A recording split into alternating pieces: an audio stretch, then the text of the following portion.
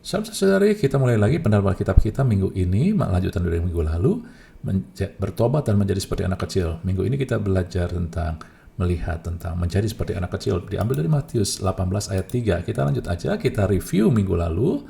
Dari Matius 18 ayat 3 dikatakan ketika dikatakan firman Tuhan katakan kamu tidak bisa masuk dalam kerajaan surga, bukan berarti tidak diselamatkan. Kenapa? Kita sudah lihat minggu lalu sejak lebih detail, keselamatan hanya datang daripada karya iman kepada Yesus, iman kepada karya Yesus di salib. Jadi maksudnya tidak masuk dalam surga adalah sesuai dengan 1 Korintus 4 ayat 20. Tidak melihat kuasa, tidak melihat mujizat, tidak melihat kuasa Injil, kuasa firman Tuhan, apa yang dikatakan firman Tuhan yang adikodrati, yang juga percaya itu jadi terjadi dalam hidup Anda dan saya. Sebab itu yang dibutuhkan adalah pertama bertobat, saudari. Anda sudah tahu bertobat itu bukannya artinya perbuatan Anda, tetapi mulai di pikiran. Kita terus memperbarui, metanoia, pikiran yang baru. Dalam Roma 12 ayat 2 dikatakan itu terus menerus berubah. Pola pikir kita harus diubahkan terus sesuai dengan firman. Terus menerus tiap hari Anda dan saya harus bertobat. Tiap hari Anda dan saya pikirannya harus diubah, dibaharui sesuai dengan firman Tuhan. Kalau enggak, dunia akan memasukkan pikiran-pikirannya. Sehingga akhirnya Anda bisa membedakan mana kehendak Allah yang apa yang baik, berkenan, dan sempurna. Apa itu patokan baik, berkenan, sempurna? Kita sudah melihat dari kitab Petrus, saudara-saudara, surat Petrus, yaitu baik itu bicara agatos murni. Murni itu Petrus mengatakan susu murni dibutuhkan oleh bayi untuk bertumbuh. Dan murni itu dimulai dengan kasih, saudari. Ya, di mana kasih itu kasih yang agape diterima bukan di perasaan tetapi di nurani kita yang jadi patokan. Anda dan saya katakan begini, ketika Anda mulai tahu, oh Tuhan sangat mengasihi saya, ataupun seseorang begitu mengasihi Anda, lalu Anda nggak pakai perasaan, tapi nurani lah yang bergerak. Ketika nurani Anda juga murni, maka Anda, oh ya, saya harus mengasihi juga Tuhan saya.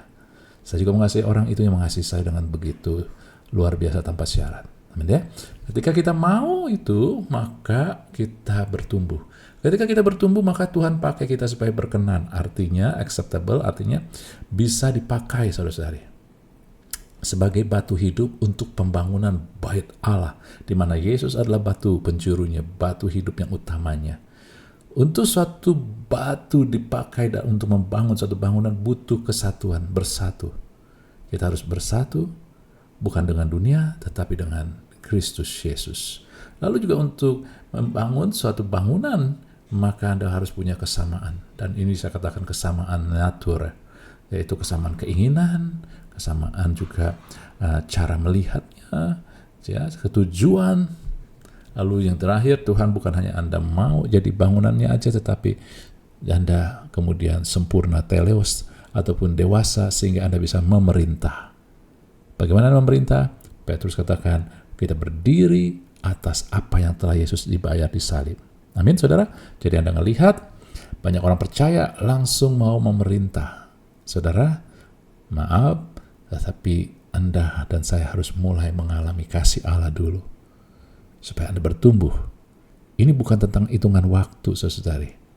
Tetapi ketika Anda mencari kasih, maka seketika pun Anda akan memberikan diri untuk dibangun dan menjadi alat pembangunan rumah Tuhan, tujuan Tuhan. Bait Allah itu diri kita sendiri.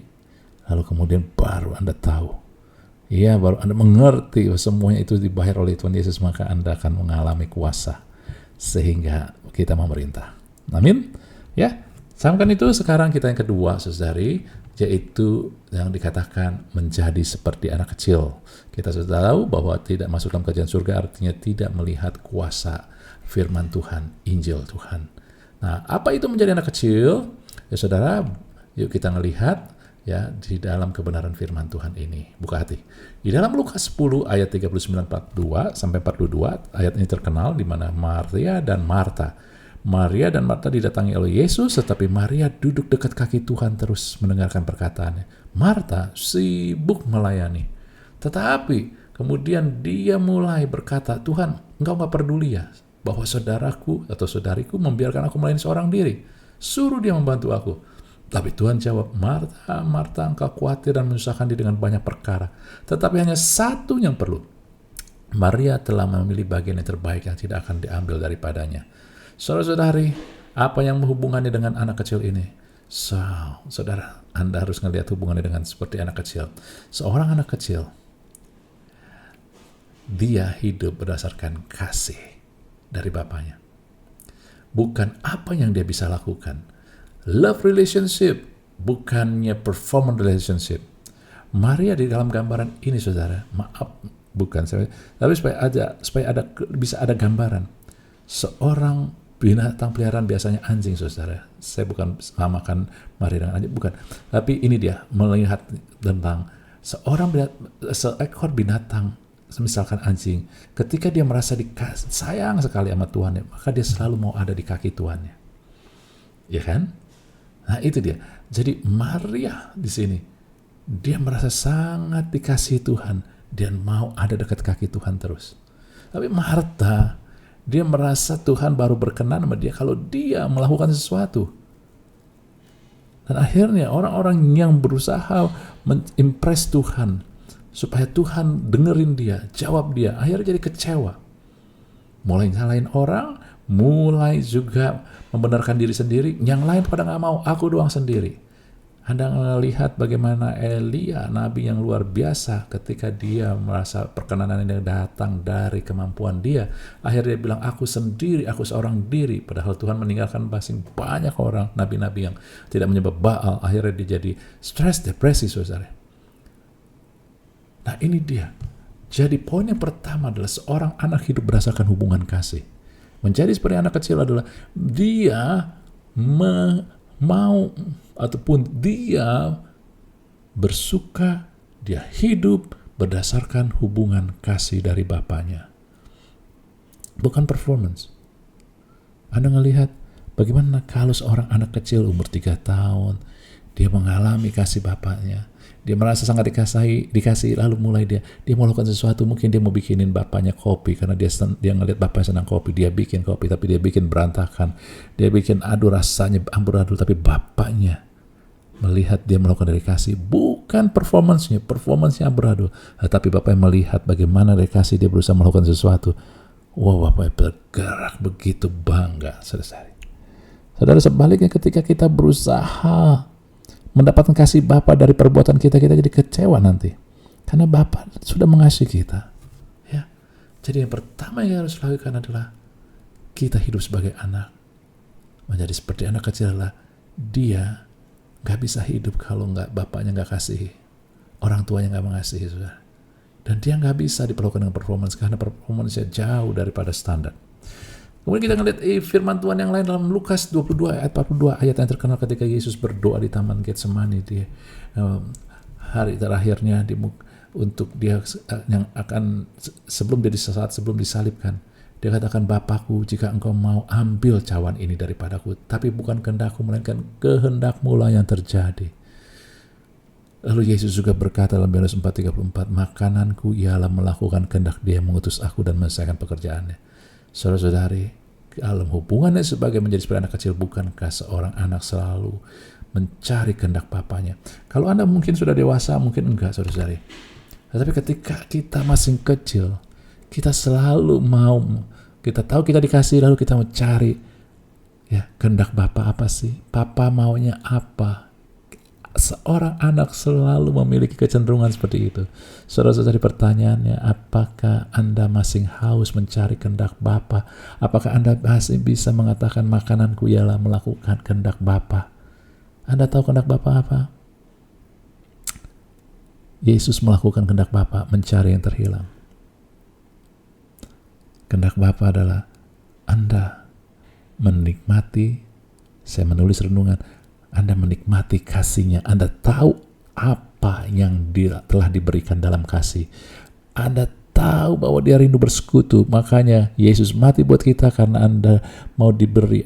Allah mau, Bapa mau. Anda tahu pemberian terbesar sudah diberikan. Bapa mengutus Roh Kudus di dalam Yesus. Karena Yesus itu, Roh Kudus ada untuk kita, persekutuan kita yang erat. Karena Dia di dalam kita, bukan lagi di luar, di dalam kita. Itu kerinduan Bapa buat kita, saudara. Itu kehendak Bapa, kita bersekutu. Kita juga, saudara, ya, bukan hanya bersekutu, tetapi juga kita tahu bahwa kita disayang sehingga kita menerima pemberian Tuhan. Tetapi intinya adalah bagaimana supaya anak kecil selalu mencari, ingin memuaskan diri dengan melakukan kehendak Bapa. Lalu yang ketiga dalam Yohanes 5 ayat 19-20a, saudara-saudari. Yesus berkata, sesungguhnya aku berkata padamu, sesungguhnya anak tidak bisa melakukan berat diri sendiri jika tidak melihat Bapa mengerjakannya. Sebab apa yang dikerjakan Bapa juga dikerjakan anak. Sebab Bapa mengasihi anak dan Dia menunjukkan kepadanya segala sesuatu yang dikerjakannya sendiri. Saudara, di sini ada 2 poin. Poin pertama kita sudah bahas.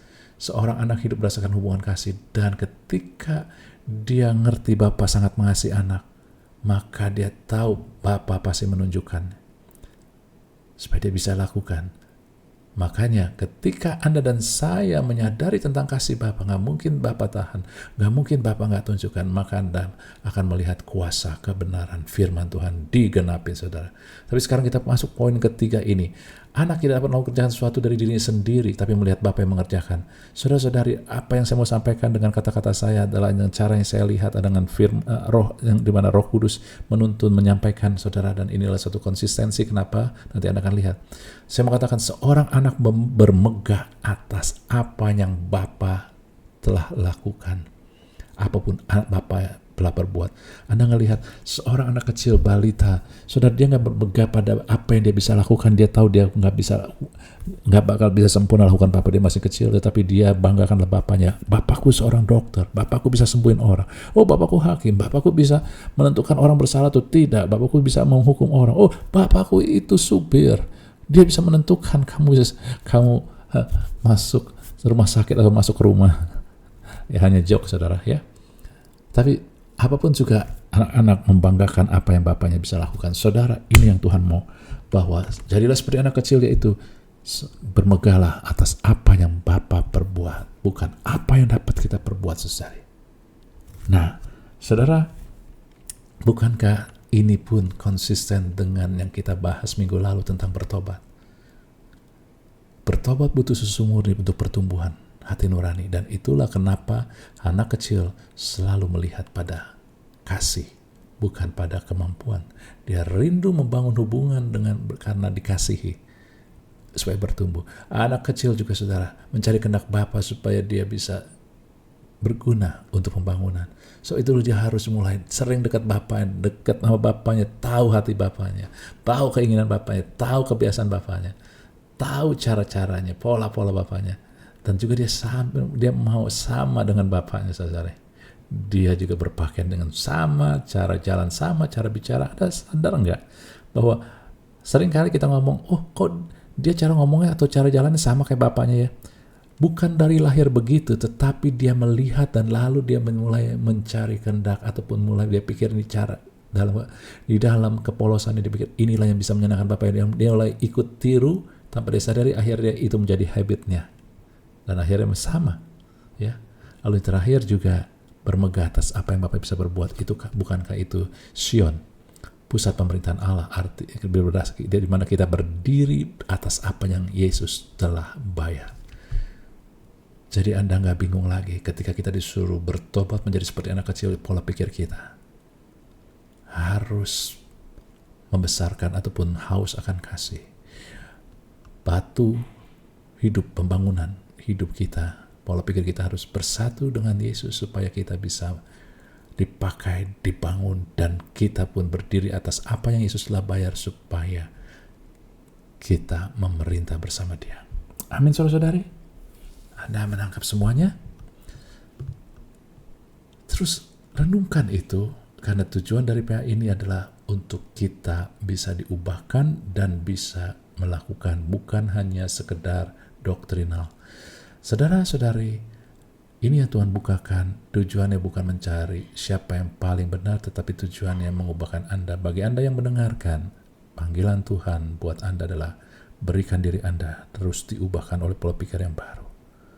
Kiranya Tuhan memberkati kita semua. Haleluya. Amin.